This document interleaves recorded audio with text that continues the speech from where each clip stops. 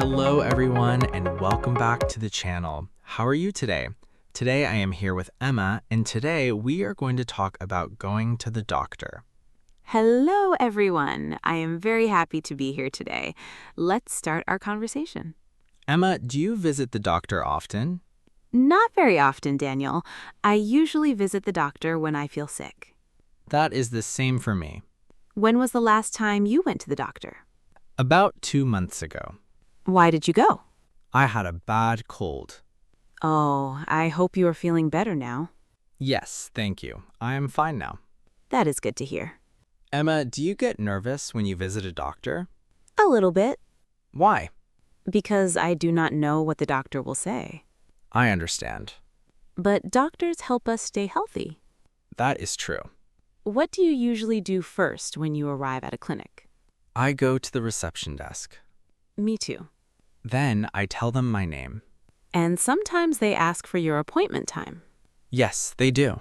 After that, we usually wait. Waiting is a normal part of visiting a doctor. Sometimes the waiting room is busy. Sometimes it is very quiet. Daniel, what symptoms did you have when you had a cold? I had a cough. Anything else? Yes, I also had a sore throat. That sounds uncomfortable. It was.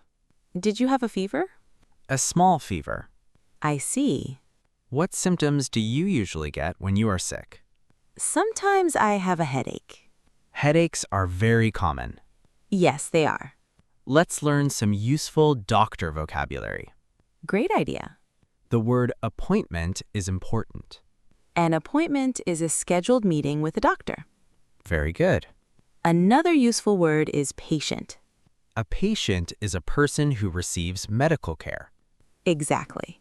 Another word is medicine. Medicine helps people feel better. Correct. Let's make some example sentences. Good idea. I have an appointment at 10 o'clock. I have an appointment at 10 o'clock. The patient is waiting for the doctor. The patient is waiting for the doctor. The doctor gave me medicine. Excellent examples. Thank you. Emma, what questions does a doctor usually ask? The doctor may ask, "How are you feeling?" Yes, The doctor may also ask, "What symptoms do you have?"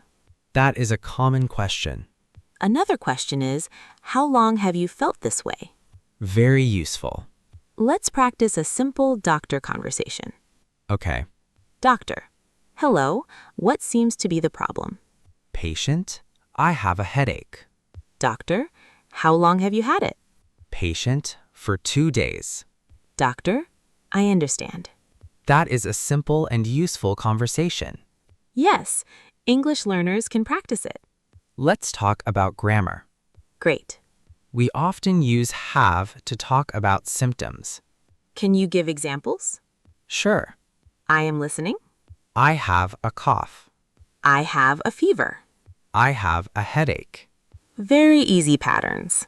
Yes. Beginners can learn them quickly, Another useful structure is I feel. such as, I feel tired. I feel sick. I feel weak. Great examples. Thank you. Emma, do you always follow the doctor's advice? Yes, I try to. That is important.